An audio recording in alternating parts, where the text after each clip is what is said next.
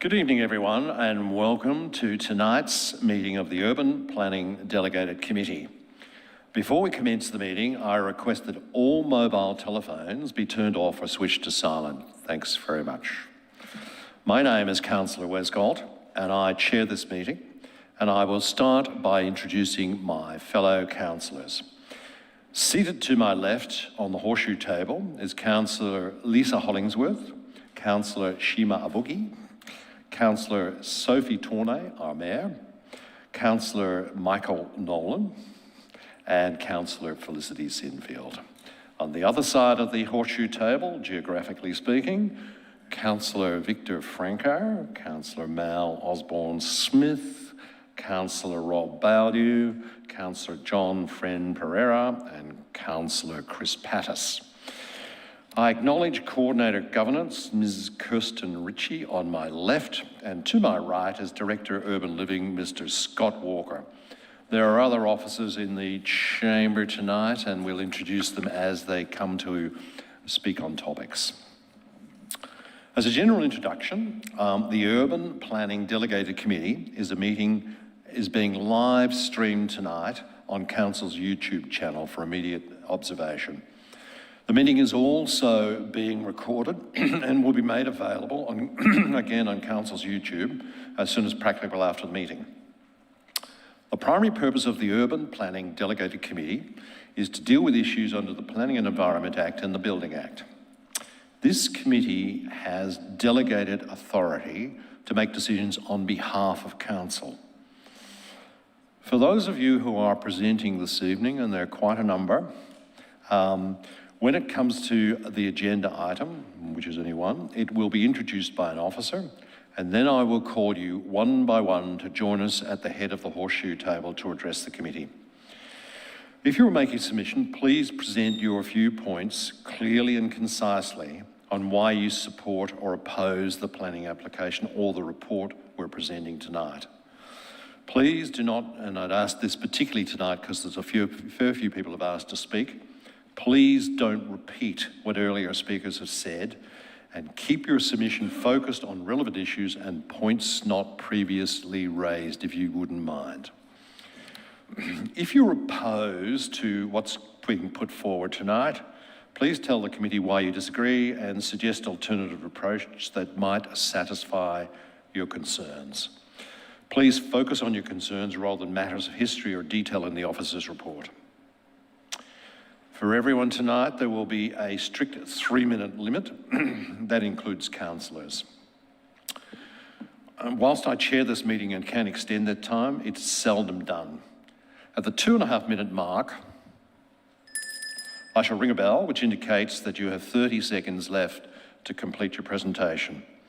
For those in the gallery this evening, I would like to take this opportunity to remind you to extend due courtesy and respect to each other and to the committee as a whole, and refrain from any inappropriate behaviour. And just to finish, I would like to encourage all submitters and officers speaking tonight to tuck in closely to your microphone so it ensures we can hear what you have to say. Now, moving forward into the body of the meeting, apologies. Mrs. Ritchie, are there any apologies this evening? Thank you, and through you, Chair, there are no apologies. Thank you. I will now move to the adoption and confirmation of the minutes of the meeting of the 3rd of March. Councillors, can I have a motion to adopt and confirm these minutes? Councillor Sinfield. So moved. Do we have a seconder? Councillor Bookie. Happy to second. And thank you. Is there anyone opposed? No opposition. I will now put the motion. Those in favour? It is carried unanimously. Thank you very much. I declare it carried. I'll now move to declaration of conflict of interest of any councillor or council officers. Are there any conflicts of interest tonight for any item in the agenda? There are none. Thank you very much. So moving right along into the main body of the meeting, we only have one item tonight, item 3.1. Charles. Okay. The Victorian Government Planning Reforms Update, March 2025. That item will be addressed tonight to start off with by Scott Walker. So I hand over now to Scott Walker to run us through it. Thanks very much. Thanks, Chair. Happy to present this report to you this evening, and it is a substantial report that covers a significant amount of territory, and I'll step my way through the introduction just so you get an understanding and a picture of what's contained within the body of the report. The purpose of the report is to update the Urban Planning Delegated Committee on the Victorian Government's planning reforms and their implications for the local community. And this follows a week of new daily announcements late in February this year, and these were announcements by the Victorian State Government in regard to planning reforms. And once again, we do note that these announcements were not foreshadowed in any of the detail with councils, and councils, along with the community, learnt about these announcements through the media. Some of the changes have significant implications for Boroondara. This is a bit of background. In September 2023, the Victorian Government released its housing statement and has subsequently announced or implemented a series of planning reforms since that time, including streamlining of the planning system in an effort to support the delivery of additional and affordable housing. The planning reform program represents a significant shift in not only the way that the planning matters are dealt with through councils and state government, but also the outcomes that will be delivered on the ground. Some of the changes will result in some of the changes are necessary to create some improvement, while others potentially lead to significant and long-lasting impacts on issues such as heritage, neighbourhood character and livability in established areas within Boroondara. The Victorian Government has now announced the final form of some of these key reforms, and that's what occurred in late February. And I'll outline these not necessarily in order of the announcements, but rather from the Act and plans through to the specifics. First is in relation to the Planning and Environment Act review.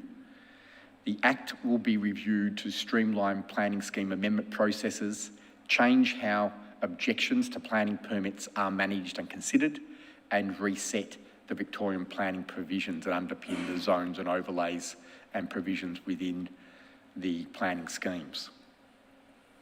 It will minimise and reduce some of the capacity for councils to make local variations to those particular controls. So really make them quite generic across the state. Plan for Victoria was also released. Plan for Victoria is the new statewide planning strategy, which replaces Plan for Melbourne. The plan focuses on the provision of more housing, but really, in our view, lacks the analysis and comprehensive nature of previous state and metropolitan planning strategies, which dealt with many broad issues in the planning sector, much broader, including infrastructure needs, where this Plan for Victoria strategy does really appear to be focused only on housing, and planning is much more than just housing. Included in Plan for Victoria were the final housing targets for each municipality. The final housing target for Boroondara has been set at 65,500 dwellings within the Plan for Victoria, which represents a negligible reduction of 1,500 dwellings that was included at 67,000 additional dwellings released in June last year. Councils will be expected to demonstrate that capacity exists within the planning scheme to accommodate this additional housing, or risk the state undertaking that planning and providing that accommodation for them. In other words, taking over planning from the councils. It remains unclear how the target was arrived at, why it has changed, and how capacity will be defined and measured in the future. There are new planning controls that have been introduced for activity centres. To implement activity centre plans, including the 10 pilot activity centres and future train and tram activity centres. the new planning controls have been introduced into the Victorian planning provisions. And this is in the form of the housing choice and transport zone, which is actually, or was previously referred to as a walkable catchment zone. You may have heard that referred to previously. And this is a catchment area around commercial locations. The other key tool for activity centres is the built form overlay, and this is for the commercial areas within those activity centres. So at this stage, these controls have only been put into the Victorian planning provisions. They have not been applied to any activity centre. There has been nothing included as well within the housing choices and transport zone, which alleviates concerns expressed by this council about potential future developments being approved, which may impact on heritage areas where that transport zone applies, where that housing choices and transport zone applies, and there is a heritage overlay in place. In terms of Camberwell Junction Activity Centre and its catchment, the final activity centre plan is still yet to be released. But based on announcements made in late February, we understand that it will include a slightly reduced catchment and differentiation between an inner and outer catchment. So these changes are certainly improvements on what was there before. The inner catchment will have mandatory height limits of 4 stories and 6 stories on larger sites. That's greater than 1,000 square metres and a 20-metre minimum frontage, whilst the outer catchment will have mandatory height limits of 3 stories and 4 stories. That's, again, sites greater than 1,000 square metres and 20-metre frontage. And by and large, although not exclusively, this outer catchment applies to heritage areas. There have also been additional train and tram zone activity centre announcements. There are now a total of 60 train and tram activity centres that have been announced across Melbourne. In addition to Camberwell Junction, Boroondara now has Kew Junction, Riversdale Wilson stations, that's a combined centre, and Ashburton, plus the previously announced Hawthorn, Glenferrie and Auburn. The Victorian Government will prepare activity centre plans and introduce planning controls for each of these centres. Boroondara Council will be undertaking significant planning work over the coming months in an effort to achieve the best possible outcome for each of these centres. So we're doing that work to lead and influence and guide the ultimate plans that the state government puts together for those centres. The other final significant announcement is in regard to the new townhouses and low-rise code. And that is a deemed to comply assessment and planning permit pathway for townhouses and apartment developments up to 3 stories, which has been introduced to replace the current res code at clause 55 of all planning schemes in Victoria.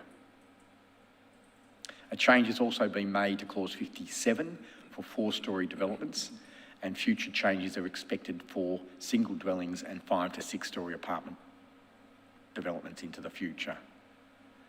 The res code changes have the potential to be some of the most significant in terms of the way that our planning system works, community engagement in the planning system, and for residential development assessments and ultimately outcomes on the ground.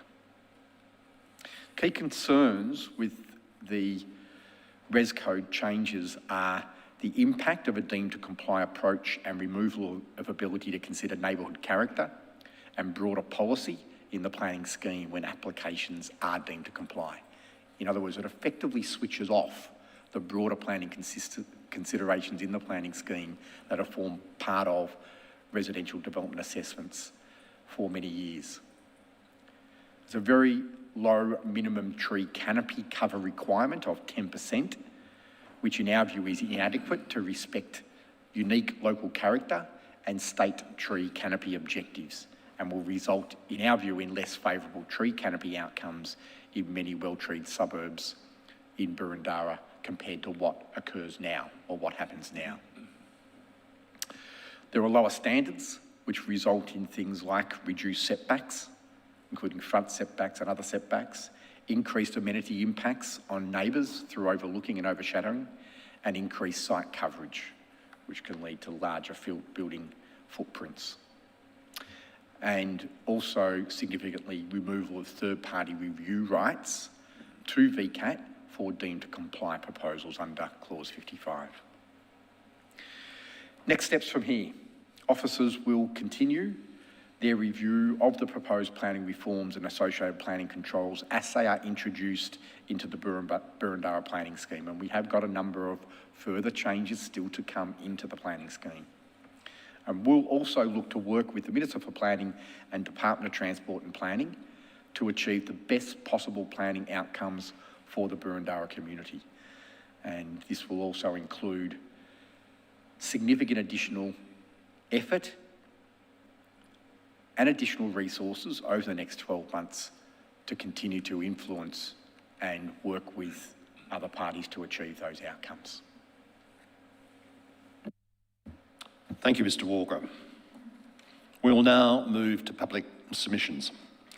8 people in the audience tonight have indicated they wish to make a presentation. 2 are against. 7 are for the recommendations in the report. 1 is we'd probably classify as uncertain. If I could just return to you, we have a very long evening ahead of us tonight with 2 meetings following this. So after you just before you make your presentation, if you believe speakers before you have presented your case and you don't need to add to it, there's no shame in standing down, but we look forward to hearing your presentations. So once I have announced your name, if you'd please come forward and join us at the head of the horseshoe table. There's seats there. And I'll remind you of the strict 3-minute limit. And I'd ask you to start with your name and the suburb in which you live. So I now call upon Alan Goodfellow to join us at the table.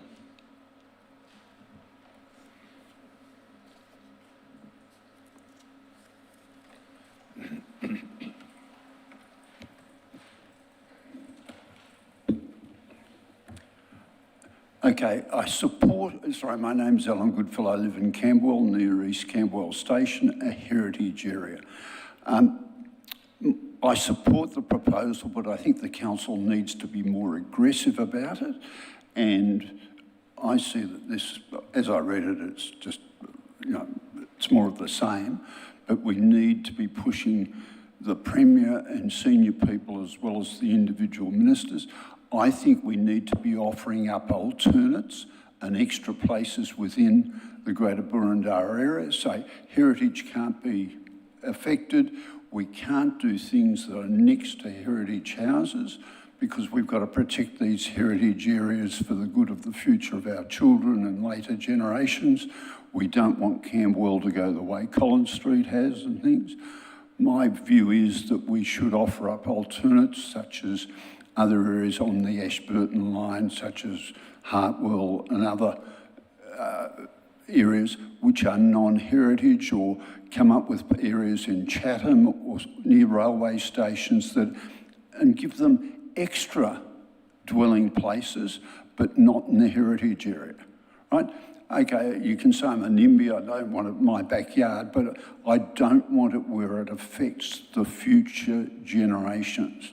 Right, we'll all move on and move out of the areas, but the architecture school wanders Broadway and Sefton Place and places like that, and those areas must be protected. I don't think the report is harsh enough. Should we employ a heritage consultant to be more aggressive? And we can do more. Thank you. Thank you. If you'd like to remain in your seat for a moment, and I'll check whether the councillors have any questions of you.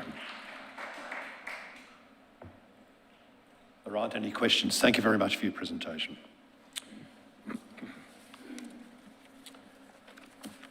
I now call upon Liz Burton to join us at the table. Thank you.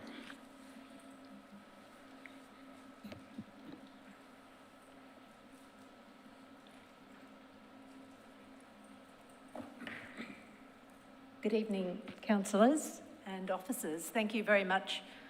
I'm Liz Burton from Camberwell. Thank you very much for your detailed report. I have got a PowerPoint presentation, but I'll be very brief. Essentially, the key item that I wish to refer to relates to amenity and to the implications of the removal of an extensive amount of vegetation. In 2022, Greg Moore, who's an expert on trees from the University of Melbourne, presented a talk to Lighter Footprints, and he provided these slides which show the temperature in February 2022 was 34 degrees, but in Laverton North on the west, it was 40.7, and in the coolest areas like Ferny Creek, it was 29.1, where there is a much higher tree cover. So where you've got a low canopy tree cover, the temperatures soar in summer. And we have got climate change that hasn't been adequately taken into account as a crucial factor in the substantial depletion of the tree canopy. So we know that we are losing approximately 1 to 1.5% per annum under normal circumstances. However, in Boroondara today, 25.7% of land is covered by tree canopy. And of that, 23.3% is on private land. So we have got a very substantial amount on private land, which is set to be removed through these developments because of changes to the planning scheme. And we have got reduced setbacks that will enable far greater site coverage by buildings. So there will be effectively no capacity for canopy trees on properties where you have substantial building development in the activity centre. So in summary, I think I would like to advocate that Council recommends to the state government much more forcefully that the tree canopy cover is a vital component of infrastructure for the amenity of the increased population which they are planning for, and their planning provisions are contradictory to their stated aspirations. Thank you. Thank you very much. I'll just check whether there's any questions. No questions from the councillors. Thank you very much for your presentation. We now move to Greg Price, if you'd like to join us.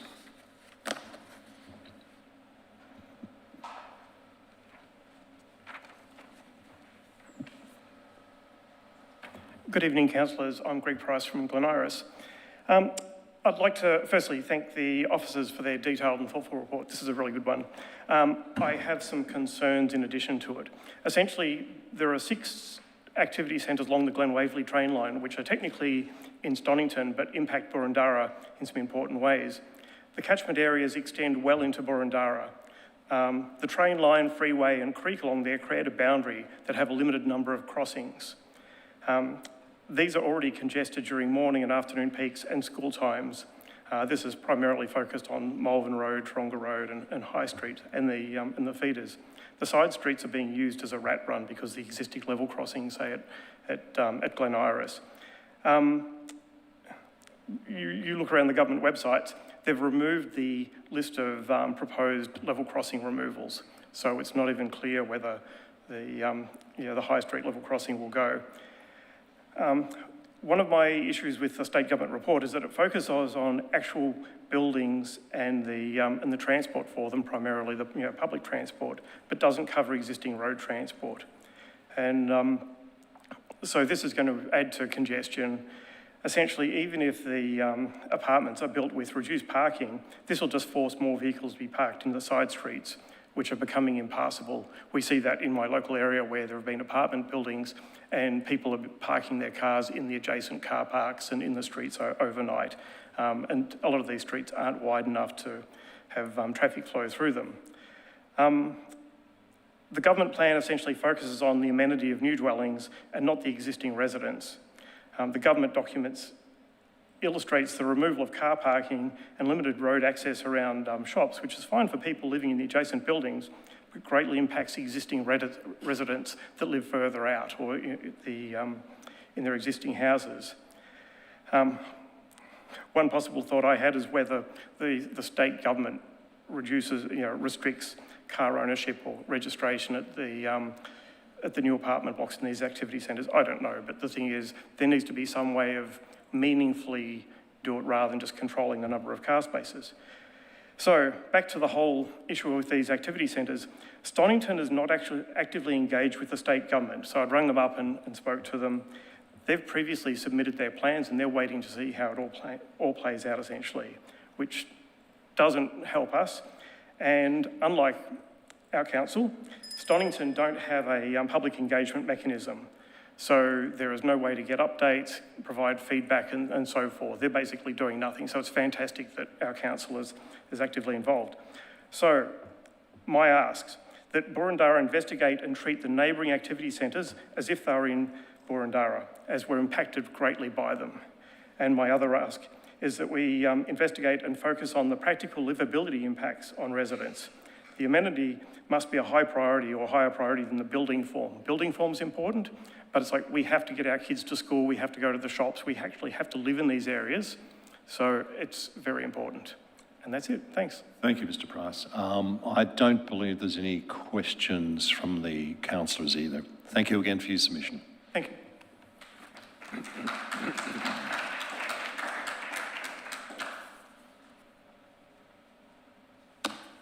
I call upon Christina Brannigan to join us at the table.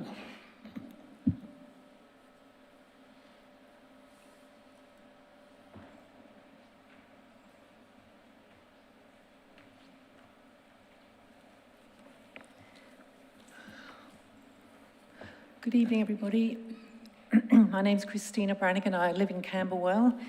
Thanks for the opportunity to speak tonight. I'm talking tonight on behalf of the Committee of the Boroondara Heritage Group for Advocacy and Protection and our resident network. So we thank Council and the officers for their tremendous work and efforts. Firstly, I'd just like to say that the Boroondara Heritage Group supports a proposal, I believe, made by letter to you councillors tonight, that there perhaps be an amendment to motion to item 4 in terms of a motion such that we might consider council writing to all the state Liberal MPs and crossbenchers regarding a disallowance motion, but I believe someone else is going to speak to that in more detail. In addition, we at the Heritage Group also propose that council officers and our Mayor and Heritage Advisory Committee in particular meet with some urgency with cultural heritage stakeholders and experts such as the Heritage Council, the Heritage Committee of the Royal Historical Society and the National Trust of Victoria. We would like you to discuss and compare notes with them regarding the analysis of the heritage risks that both the new inner and outer density catchment zones still present to our heritage precincts in the short and medium term. We're lucky tonight that the Deputy Chair of the Heritage Committee of the Royal Historical Society has taken time to come tonight to listen to our meeting. So we thank him for that. He's in fact a planning and heritage expert. We at BHGAP, as informed heritage community members, can sadly see that there's going to be no practical improvement or reduction in the degree of cultural heritage risk from the revised government plans. We think this is because a significant and likely majority still of our local heritage is going to be within an inner zone and therefore at risk of 4 to 6 story development. We believe that it would be useful if council officers and councillors could put specific potential heritage scenarios to the DTP, perhaps through our MPs, to try and get greater clarity as to what is actually going to happen as a consequence of these plans. We're still not seeing answers to some of the questions we think the residents have a right to know. In fact, three-storey developments in most of our heritage precincts today would degrade the heritage nature of these historic streets, and they'd be considered a retrograde conservation step. And that's something that's accepted by all the current heritage conservation principles. So to believe that perhaps the outer catchment zones are going to be okay because there's only going to be three-storey developments there in non-contributory sites, unfortunately, is not the case. Today, only 2 stories would be considered non-detrimental in these heritage streets. So why is a 3-storey or a 6-storey building suddenly considered by the government non-detrimental? We believe that any new controls should be developed and written to ensure only sensitive developments permitted, and that controls developed after consideration of the interplay of the heritage overlay and the zone. To date, this is still not the case, and this is not going to be the outcome. Ms Brannigan, can I ask you to move towards wrapping up? Thanks very much. Okay, yeah. Just finally, everybody, I think we all know in Burundara that all these heritage places have been protected by law after significant and robust and costly heritage process over many years, and the government and DTP are really not showing any respect or acknowledgement of this process. So we hopefully can encourage our council to continue its brave efforts, but we ask you to continue to do more and to be stronger. Thank you. Thank you very much for your presentation. Again, I don't believe there's any questions, so you can return to the gallery. Thank you again for your presentation.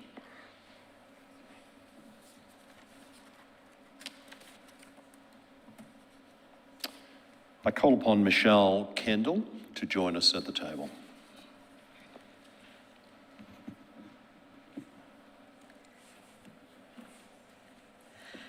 Thank you very much for your time. I would like to see... Start with your name and the suburb. Sorry, Michelle Kendall, Glen Iris. Thanks very much. I live in a cul-de-sac dead-end street in Glen Iris. At the end of the street is Gardeners Creek and a bicycle path. It is the reason we bought in that street. We bought a single dwelling. Over the past 20 years, there's been a slow change. I'm not against development. We've seen some 2-3 dwellings on a block. These new laws would mean a 4 or 6-storey multi-dwelling development could be situated on the block. It is terrible that it's happening in my street, potentially, but also across Burundara and what is happening. And I know that these changes are being imposed on the council. So I would beseech you to do all you can to try to reverse these new planning laws, to revert back to something close to what was the planning scheme, which protected our amenity and neighbourhood character. At the end of our street is Gardeners Creek, formerly Kooyong Creek, where the Indigenous peoples used to have their animals, and it was quiet and lovely. It is a sensitive cultural area. Can you please consider that any developments along those areas should take into consideration their proximity to that cultural heritage vicinity and location. To me, a 6-storey multi-dwelling on a block in my street and in any other street near Gardeners Creek doesn't make sense, it doesn't fit the context, and it's not the reason why we purchased in our beautiful suburb. Anyway, thank you for anything you can do for us, that would be great. Thank you. Thank you very much for your presentation. And again, there aren't any questions tonight. Thank you.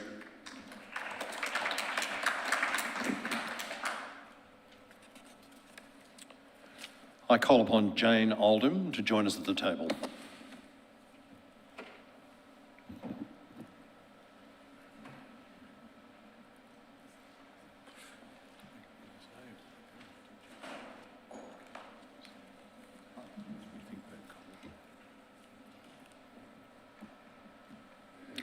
Good evening all, and thank you. Jane Oldham from Camberwell, speaking on behalf of the Burundara Community Group. Councillors, thank you for your continued advocacy and engagement, and to officers for your immense hard work over the recent weeks. The forum on 11 February demonstrated the enormity of the disconnect between state planners/government and the audience. Lost on the planners is the significant personal impact of the uncertainty announcements of major changes to their neighbourhoods have on individuals. Short on detail, not even a map, and long on spin, yet the DTP ask, why do people lose sleep? What are they angry about? That night, the DTP said they had listened, that res code reform was not on the table, that consultation would be better for the next 50, and they would come back to explain the effect of the changes to us. Reduced heights in the outer catchment was not listening, nor a back down. It merely gave effect to the transition, absent from the earlier draft, between 12 stories in the core and the 1 to 2 streets beyond the new zone. The messaging on the heritage overlay remained disingenuous, as was the claim that deemed to comply did not apply in the new zone.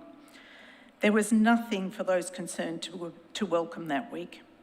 We ask that you strongly follow up on what better consultation will look like, and the DTP coming back to explain and answer the tough questions. In pursuing appropriate planning outcomes, as mentioned in the paper and resolutions, and better consultation for the next 7 activity centres, residents are looking to you, officers and councillors, to bring the human element to the planning table. There remains a lack of clarity on what Council considers to be appropriate planning outcomes. The officer's recommendations tonight do not mention places within the new zone that are not heritage. These non-heritage places are at greater risk of deemed to comply and 3 to 6 storey development sooner and more extensively than heritage precincts. Residents need to understand that councillors remain opposed to these so-called 10-minute walkable zones. It is important to community advocacy that we understand Council's view. Open communication on your alternative proposals, ideally with community input, ought to be the goal. Why is there no consumer or community representation on the new UPDC Planning Subcommittee? The generational divide created by dressing up these planning reforms as a solution to housing supply and affordability is real and worrying. Bridging the gap divide requires the state government to demonstrate that Ms Oldham, can I get you to move towards wrapping up? Thanks very much. Will deliver the promise of affordable homes in Boroondara. We at BCG continue to educate the community, to raise community awareness, but it'll be no surprise to you that it remains low. There's work to be done. We welcomed the change in tone in the statements on the 26th and 28th of February. It is, from the feedback we have, important that the intended audience, mode of communication or personal perspective be consistent. We need a unified voice from you all. It's crucial. Thank you.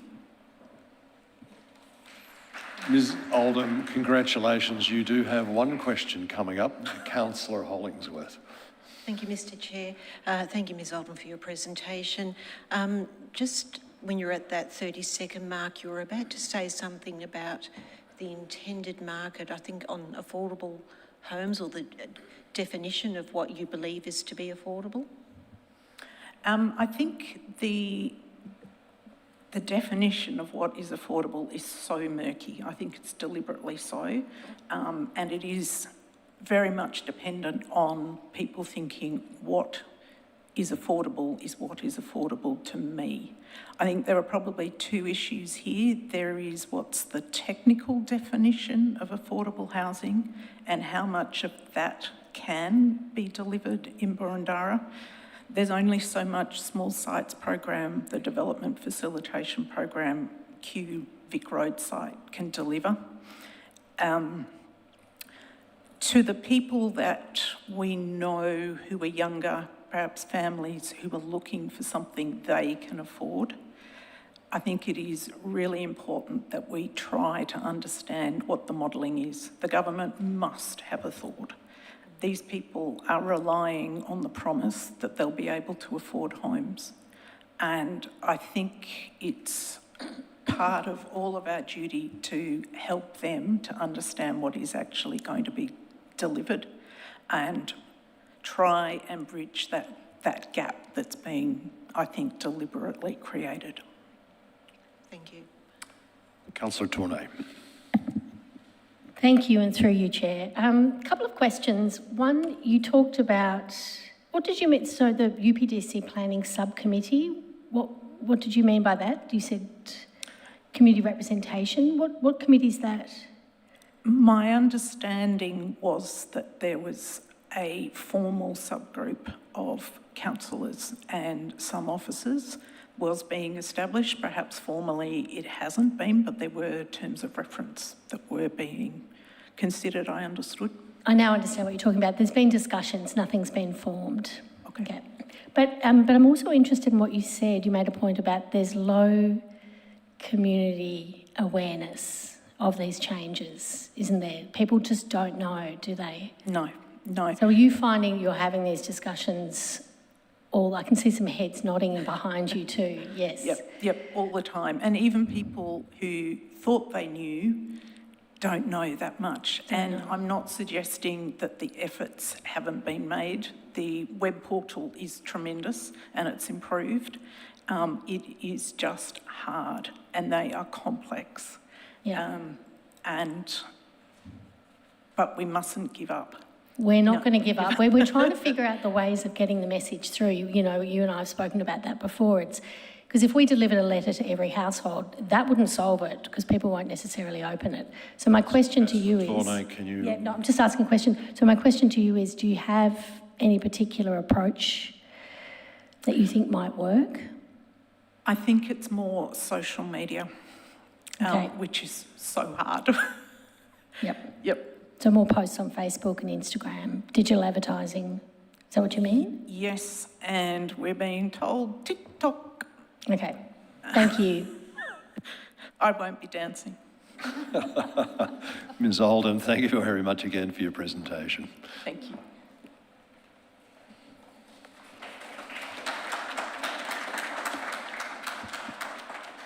Susan Mackenzie, would you care to join us at the table?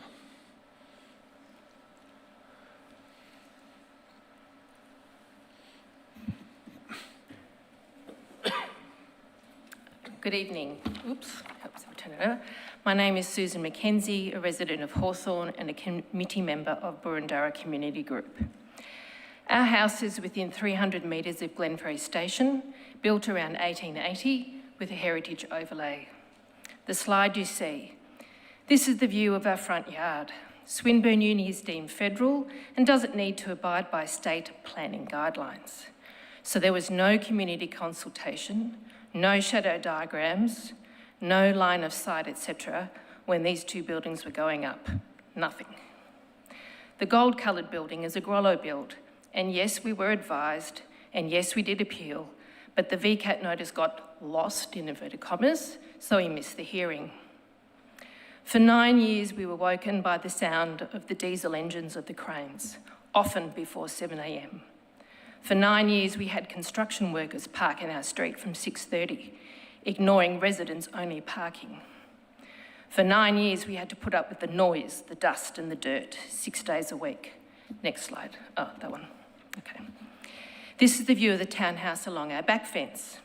At the time, they had to notify us, to consult with us, and we had the right to object. As I understand it, now that VC 267 is in play, as long as this townhouse is deemed to comply, there would be no requirement to inform or discuss it with us. We wouldn't be able to object. The first we would know about the development would be when construction starts, just like our experience with Swinburne. Next slide, please. This is an extension our neighbours are currently building. The vibration from the 11 concrete trucks that used our shared driveway caused thousands of dollars of damage to our house. Again, we have daily construction noise, dust and parking issues. Why am I telling you all of this? All this happened whilst there was the requirement to consult, to inform, to have recourse. Over the last 23 years, approximately 30 high-rise residential developments have been built within 1 kilometre of my house. 30. For the 65,500 new dwellings, how many residents of Boroondara need to have the same or worse experience than I've had? I'm not against densification. What I do want those to be consulted, for the council to be consulted, for heritage experts to be consulted, so where and what gets built is appropriate. Next slide, please. The council's approach was to negotiate and collaborate with the state government.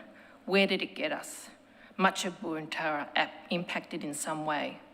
It's time to take the gloves off. Next slide, please. My ask of the council is lobby hard, lobby loud. Specifically, 1, the council marshals the residents of Boroondara to voice their concerns that true consultation takes place. 2, that the council lobbies strongly the current state government to get a seat at the table. 3, the council joined with Moonee Valley Council, Bayside City Council, City of Whitehorse and others who've already strongly voiced their concerns and together oppose the current plans. And 4, the council supports Boroondara Community Group's amendments to council officers' recommendation number 4, but in much stronger terms. Thank you. Thank you very much. Again, we have no questions, and can I say that's probably a reflection of the clarity of the presentations tonight. Thank you.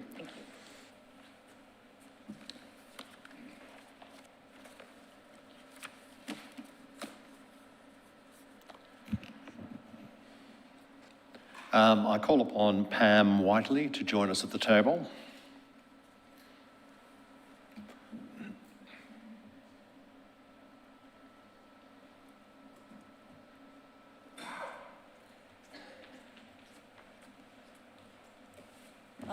Pam Whiteley in Camberwell. I've really been impressed with the things already said, so I don't need to repeat them, but I think all the things that have been said so far are outstanding, and I really appreciate your work, and we need to make it work better for us all. The canopy tree thing is huge, the disturbance is huge, it'll be forever in the traffic, so thank you, and thank you to the previous people. Thank you very much.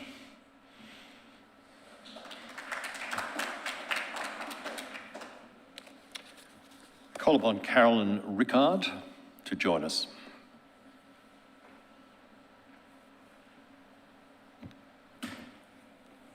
Good evening, Chair, Mayor Turney, councillors, ladies and gentlemen. I've been from Ashburton. Just for the record. Oh, you are announcing Yes. where you're from. Yes. Start with your name, if you wouldn't mind. Yes, Caroline Rickard. Thank you. And I have lived in Boroondara my entire married life, which has been quite a while. I am here representing landholders of Melton, Area 05 Cityside Precinct, and I'm here to offer an alternative. We're all talking about NIMBY, not in our backyard. We don't want development in our backyard. Can I say that there are landholders in an area that has been earmarked for development since the 1960s, which is relatively flat and unconstrained, and we want development, but we have been placed outside the urban growth boundary. We were nominated in the 2011 planning reforms to be worthy of a biannual review, which has never occurred. But we want development there, and it's a consistent message here. We don't want development in our backyard. I'll take some questions if... Oh, you've finished your presentation. Yeah. Thank you very much indeed. Yeah. Oh, actually, sorry, I'll add one more thing. So our farmland, its highest and best use is not farming.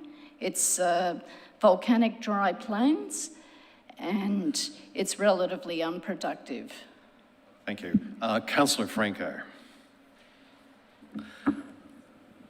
Thank you, Caroline. I'd just like to understand, Were you speaking as an Ashburton resident or as a Melton resident? So I was a little bit perplexed, and I'd like to be clear. Well, I'll answer you, it's as both.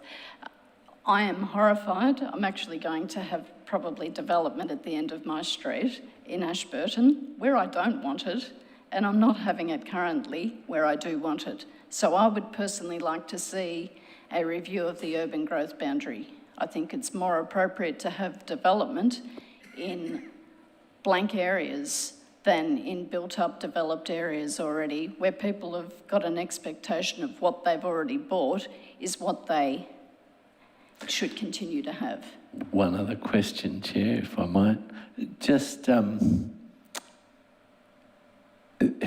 Melton is a high growth area, but it sits, I'm just trying to be clear, it sits outside the urban growth, so it's not as intense. Sorry, Melton Area 05 Cityside Precinct sits outside the urban growth boundary. Could you? So it's a block of land, about 700 acres of land. Right, okay. And we were definitely earmarked, even to the point that in 2005, the Melton Council did a strategy and structure plan in that area and included both residential housing and also shopping centres.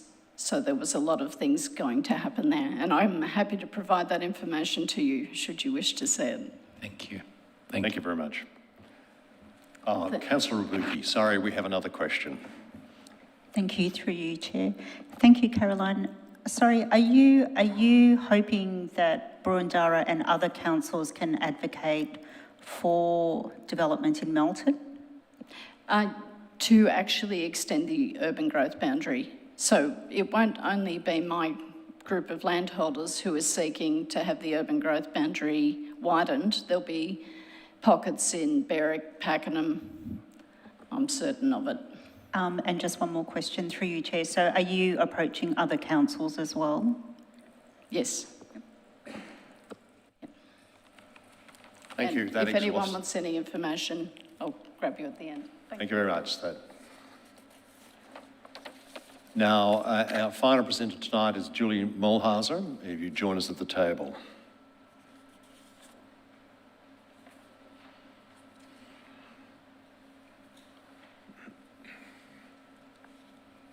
Thank you. My name is Julie Mulhauser. I'm a resident of Canterbury and was a member of the Community Reference Group for the Camberwell Activity Centre. In February, over 60 community groups and individuals under the umbrella of Livable Victoria adopted 4 shared concerns that are up on the slide: social and affordable housing, infrastructure, transparent decision-making, democratic and consultative decision-making. Next slide. You'll recall that these 4 shared concerns reflect very closely my recommended advocacy areas from my previous deputation and presentation to Boroondara Council. I believe that the officer recommendations today don't fully reflect these 4 shared concerns and my previous advocacy. Next slide. I was motivated by the gross injustice of the state government promising that by deregulating the planning scheme, the state government would ensure that we build a future where every Victorian can afford a home that's right for them, when in fact it will do no such thing. The 58,000 households on the waiting list and the 146,000 in rental stress or homeless in Victoria deserve policies that do provide them with safe, quality, affordable homes, not just hollow rhetoric. To put these statistics into perspective, Victoria has the lowest share of social housing in the nation at a miserable 2.8%.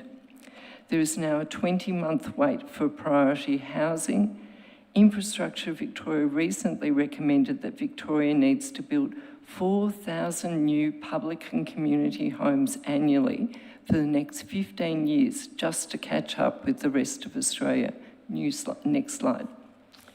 The crisis in housing affordability is now so severe that it is affecting moderate income households. Leaving housing provision to the market has meant that expensive areas are losing diverse households, key workers, as young people, young families, and low and moderate income workers move to more affordable areas. Despite the scale and seriousness of the housing affordability crisis, neither the state nor federal governments have targets for social and affordable homes. Both levels of government have made funding available to build new social and affordable homes. However, it is nowhere near the scale needed to meet current demand, let alone projected future demand. Next slide. There are also well-founded fears that the state government's sole focus on dwelling numbers but failure to upgrade infrastructure first will result in avoidably poor amenity, just like Joseph Road in Footscray. Next slide. The amendments also fail to implement the CASB 2022 recommendations, including open space and tree canopy. Next slide. Ms Mulhauser, can I get you to move to wrap up? Thank you. Exactly. I request that Burundanga Council expand their advocacy areas to match the 4 shared concerns adopted by Livable Victoria. Thank you. Thanks very much.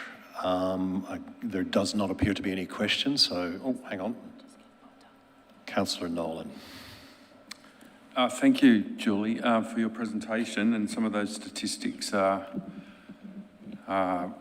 pretty hard to look at in terms of social housing. In terms of social housing, do you think are you aware of any councils that are either advocating successfully to the state government or doing other initiatives to drive the delivery of social housing?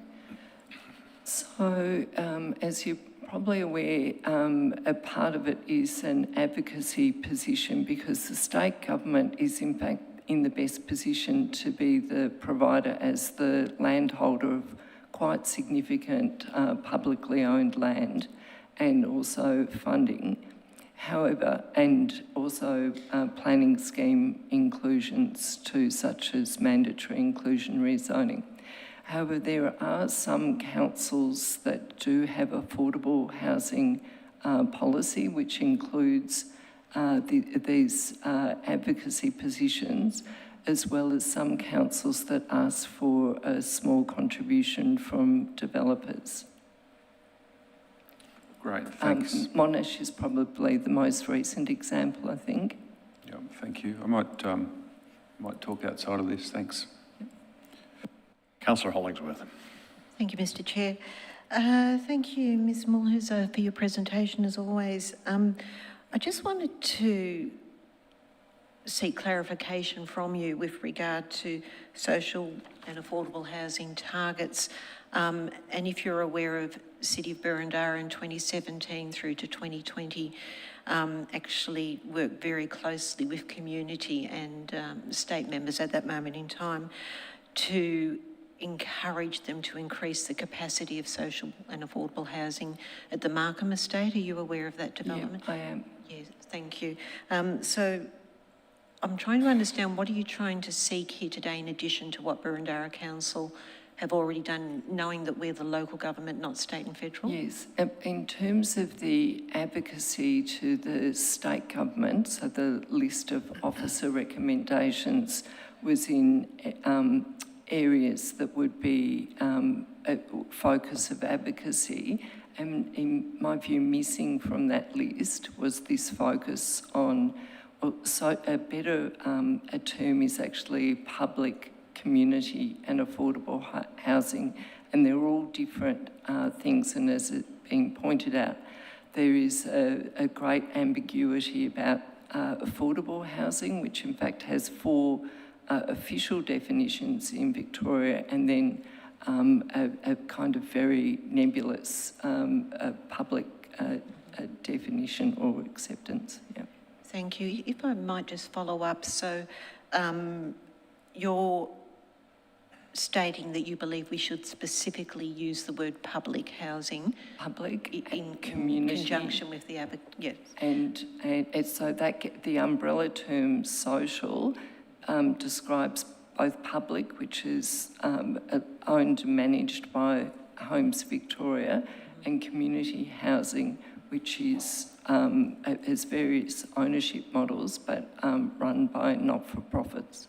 Thank you. And sorry, a very quick follow-up. You've got the slide there of Vic Roads. So I assume you're indicating that that would be an ideal starting point? Absolutely, and in an ideal spot. And my understanding is from the recent state government announcement that the 10% share is actually units being sold at a price to suit, I think the wording's medium income households. So a very nebulous and it gives obviously a small benefit to those first buyers, but there's no durable public benefit from that arrangement. Okay, thank you very much. Before I go to the next question, I might just say we've actually come to the end of the meeting formally, but I'm advised that we have half an hour leeway, so I'm going to have a crack at finishing it within that time, if I can point that to all future presenters. Councillor Pattis.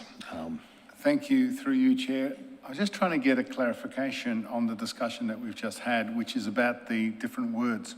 The social housing, public housing, priority housing, community housing, affordable housing, there's a whole bunch of terms. Exactly. And I do share your concern that that's part of the issue, and in fact it makes communication difficult. So what are you recommending, and why are you recommending we use the word public housing rather than affordable housing? Have I got that right? Oh, so they're all quite different. So the umbrella term for public and community housing is social housing. So that's housing for very low and low income households. Then the term affordable housing applies to middle income households. And that's up to, in an official term, up to and including household incomes of $154,410. So we're talking a quite different household income profile to very low and low income households. Often that term affordable housing, it can be used to imply that it's providing social housing, but that is a very specific term, and it should only apply to public and community housing, which are provision for low and very low income households, but there is a distinction between them, and the community housing has the added layer that they don't necessarily need to accept the households that public housing must be offered to, if that's a clarification. Okay, so maybe, are you saying that one of our recommendations or one of our actions should be to, in fact, educate the community or advocate stronger for a particular type of housing rather than confuse? I mean, there's a lot of confusion out there. Absolutely. So communication is part of what we should be doing. Yeah, and a precision in that communication, as you can see that the lack of precision in effect lets governments off the hook to a very large degree, because it sounds like something is occurring when in fact that's not necessarily the case. Thank you, Ms Malhauser. You can return to the gallery. I will now return to the officers for matters arising.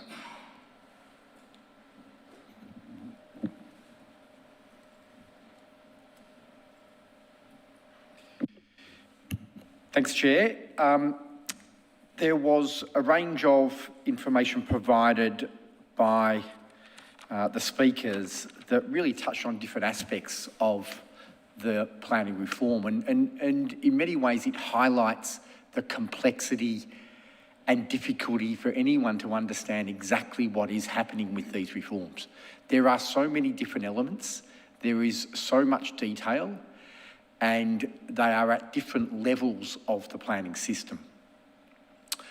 Overall, many of the concerns that were expressed by the residents are shared and I think are touched upon within the officer report, and certainly within previous submissions and information provided by council officers. So I would always look to the community understanding the build-up of those proposals and changes over time, because many of these issues in their detail and position of this council is embedded within those previous submissions. So whilst this current report is dealing with the most recent announcements, the detail of our positions is within those previous reports, and that underpins and supports the advocacy that we are undertaking to get the best outcome for the community, and that's within those submissions and positions that we have taken at previous times. So this is a build-up. This is not a standalone what you see here this evening.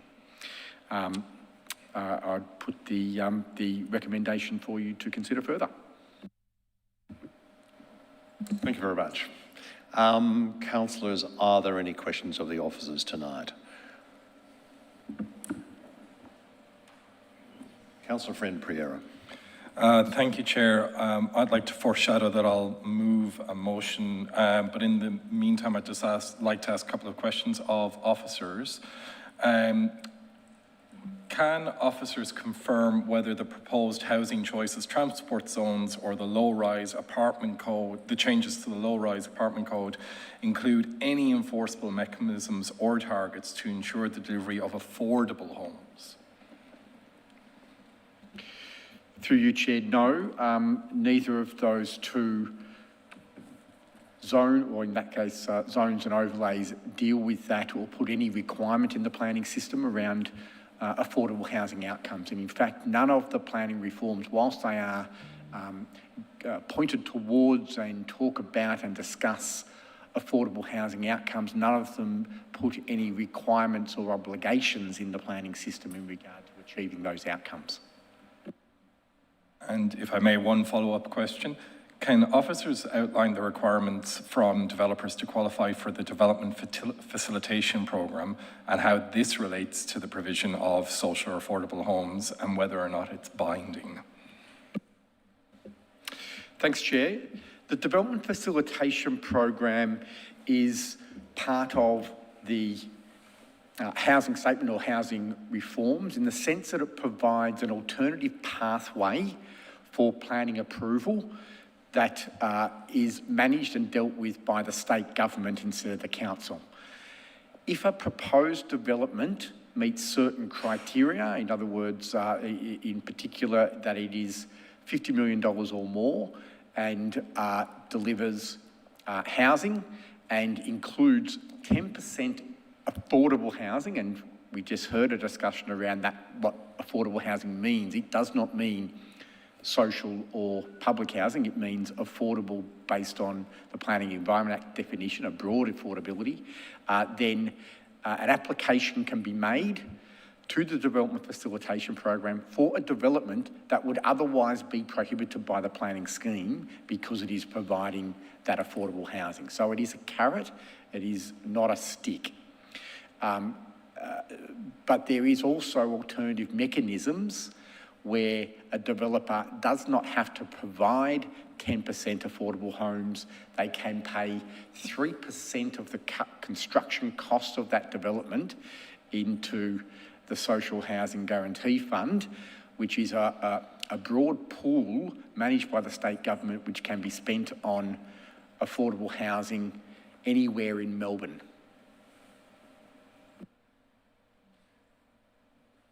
Councillor Osborne-Smith.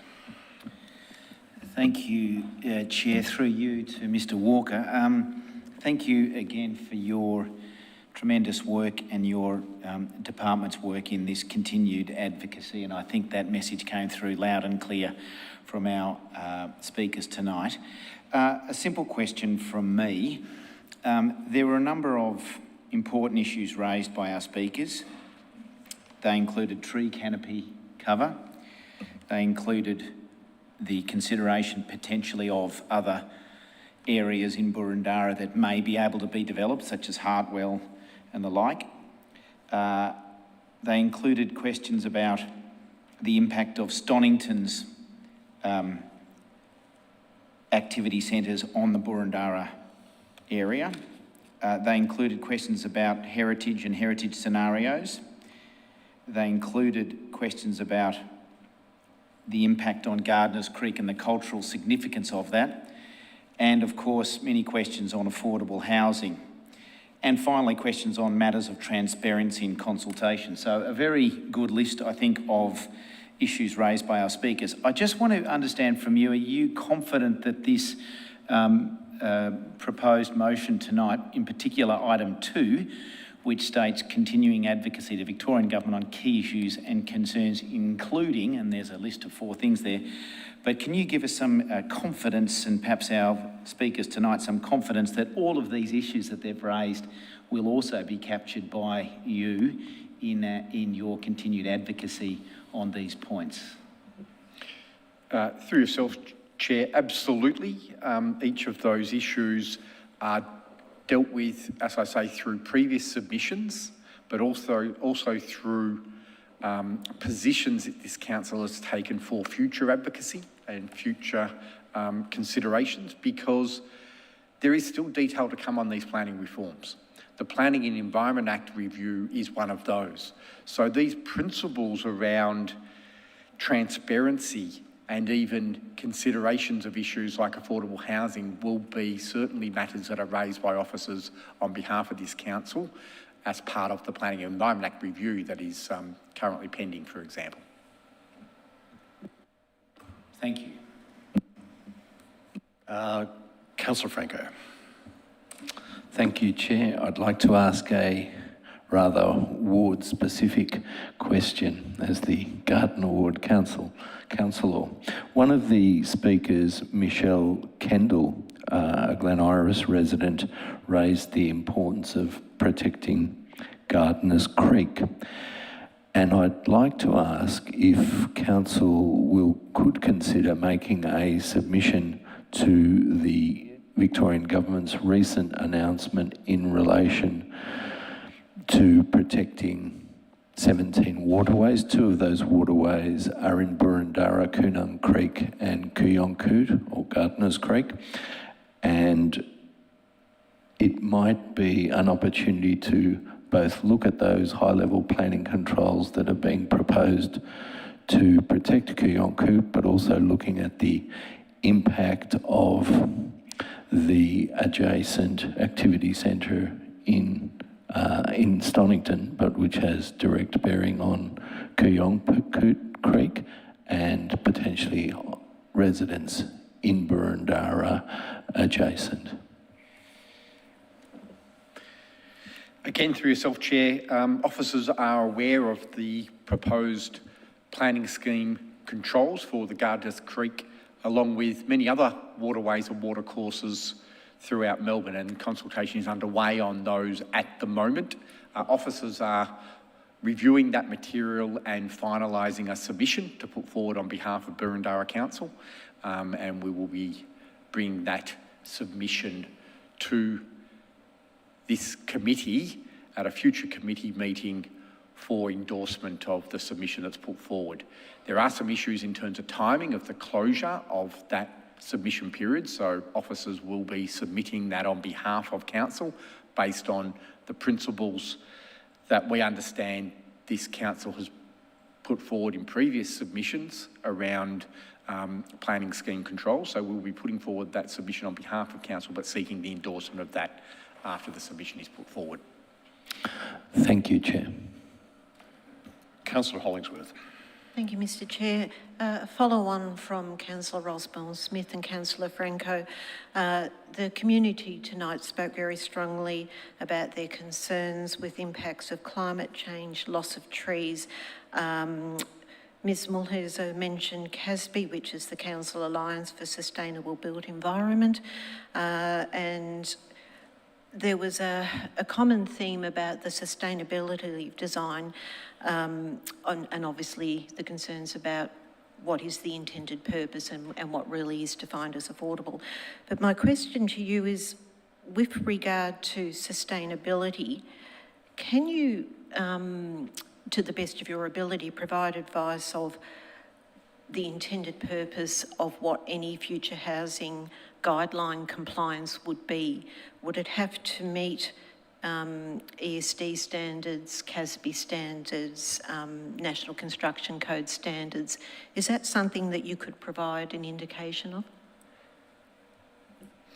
Thanks through yourself, Chair. The issue of environmental sustainable development or ensuring sustainable development outcomes is something that's been on the table for this council for a number of years, and in fact, Boroondara joined with 24 other councils to put forward a planning scheme amendment proposal to the Minister for Planning. I think it's over 2 years ago now, seeking a change to the planning scheme to ensure that all new developments took into consideration environmental sustainable development outcomes. That planning scheme amendment has still not received authorisation from the Minister for Planning. CASB is continuing to advocate for that particular planning scheme amendment along with the councils that endorsed and supported that proposed change. These planning reforms have presented an opportunity that the government could have taken to address ESD in the planning system. What has happened is there has been some minor improvements to ESD considerations through the townhouse and low-rise apartment code. However, in our view, and I understand in CASB's view, these go nowhere near the needs or expectations that the councils have put forward that ESD amendment a number of years ago, expectations. So it goes nowhere near meeting those outcomes. We would be concerned if the government felt they've met their ESD expectations for residential development outcomes resting on those minor improvements in the Res Code provisions. So that is going to be a matter of further advocacy. It certainly is an issue raised by a number of councils as stakeholders in the Planning Environment Act review, that this should be a significant principle within that review of the Planning Environment Act. In terms of trees, and I know you specifically mentioned trees, in our view, the outcomes achieved by the changes in, again, the townhouse and low-rise code provisions around the 10% tree canopy requirement at face value appear to have some improvement for requiring tree canopy outcomes that weren't there in the previous codes. However, when you take the way that planning assessments will be undertaken under this new code into consideration, and the switching off of many of the key components of the planning scheme, including council's neighbourhood character strategy and other tree considerations, including reduced open space areas and setbacks, the consequential outcome for trees, in our view, under the new provisions, whilst we haven't had a full assessment or determination yet, in our view will be a worse outcome for canopy trees in Boroondara than what we have now. Thank you. Thanks very much. That appears to have exhausted questions of officers. Now, I'm going to move to adjourn the meeting to the gallery. We will adjourn. We will commence the next meeting, but we will return to this meeting shortly. Thank you. So can I please have someone to move that we adjourn this meeting? Councillor Hollingsworth. I propose a motion to adjourn this meeting. Do we have a seconder? Councillor Franco? I second. Is there any opposition? None. I will now put that to the vote. We adjourn the meeting. Unanimous. It is adjourned. Thank you.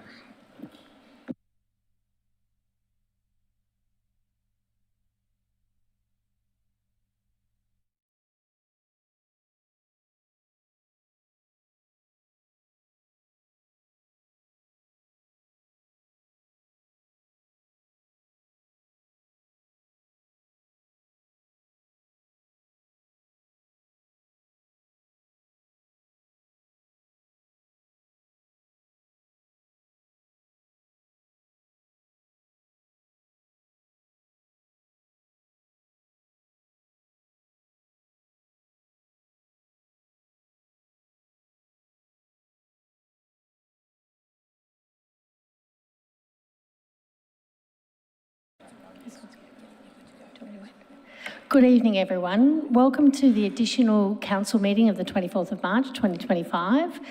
This meeting has been called to discuss specific business.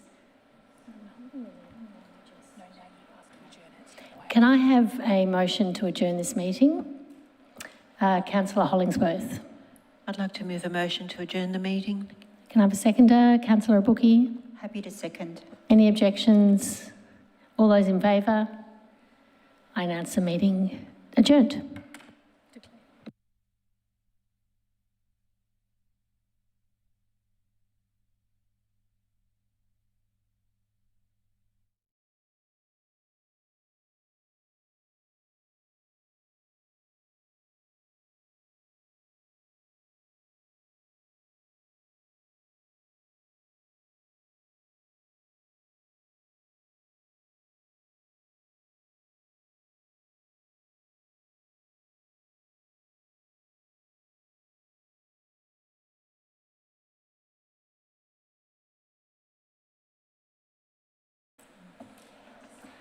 Right, we're with it.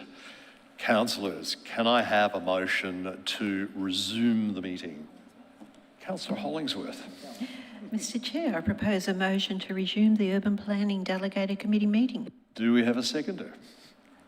Councillor Friend Pereira. I second the motion. Are all in support of this? Show of hands would be great, thank you. Let's move ahead. It is resumed.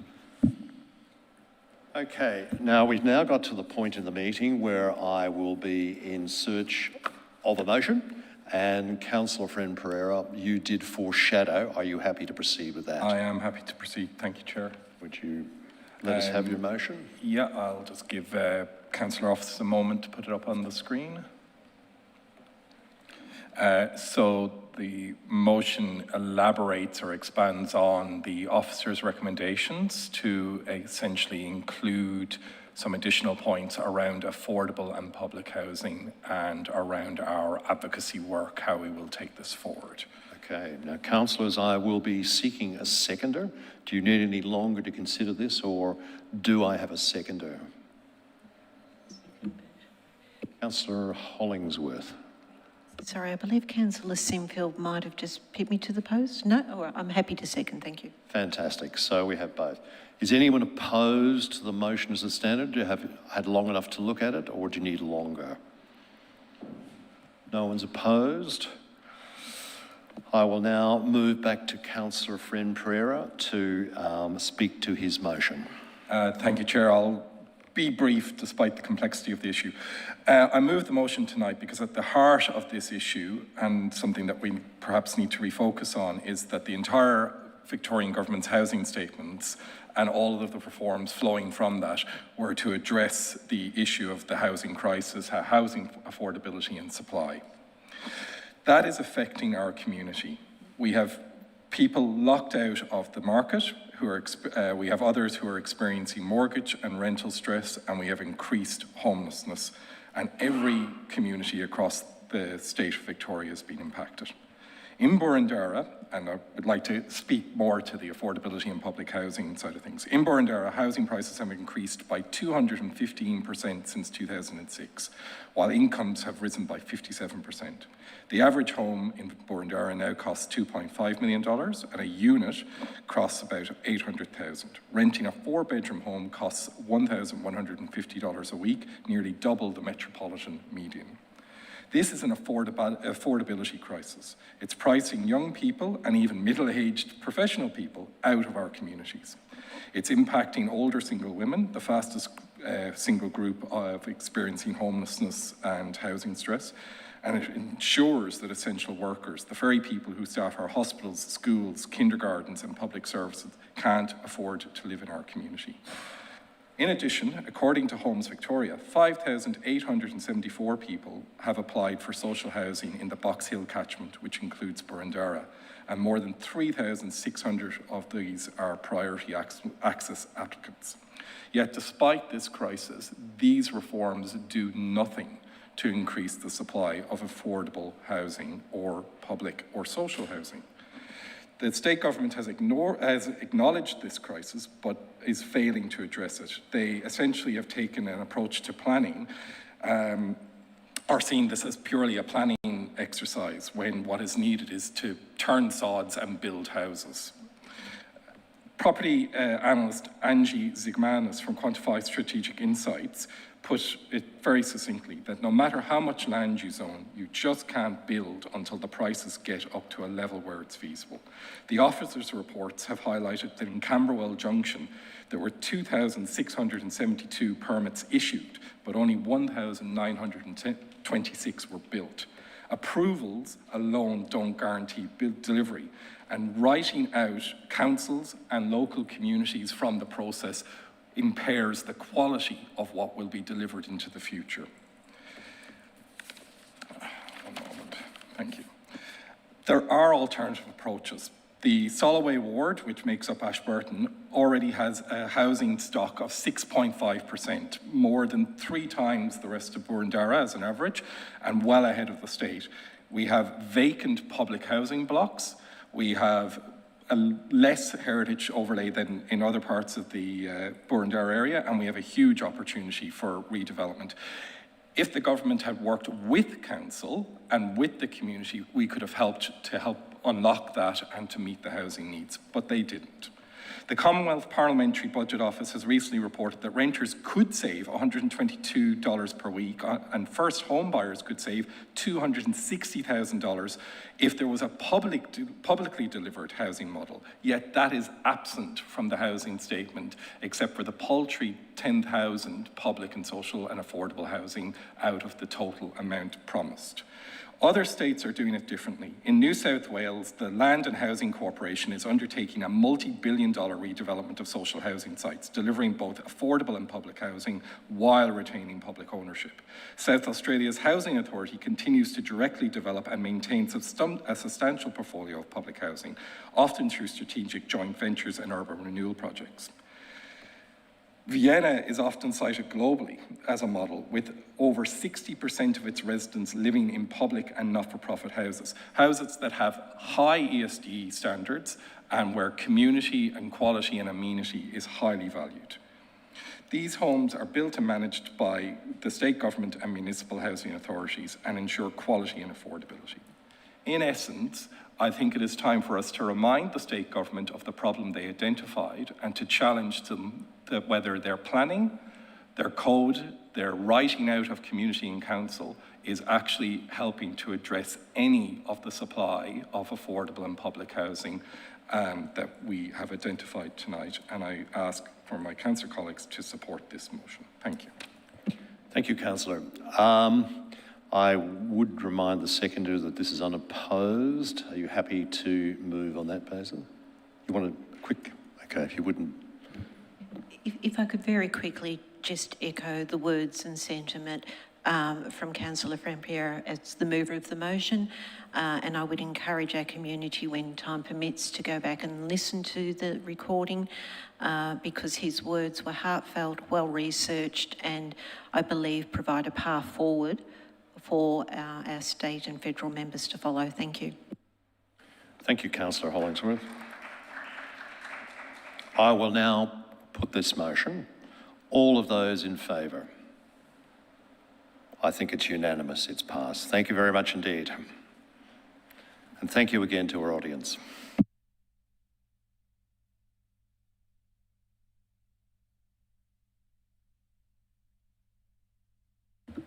Okay, general business. Councillors, are there any matters of general business tonight? There are none. Urgent business? There is none. Confidential business? There is none. Before I close the meeting, I want to thank you all again for having joined us, and I declare the Urban Planning Delegated Committee meeting closed. Thank you.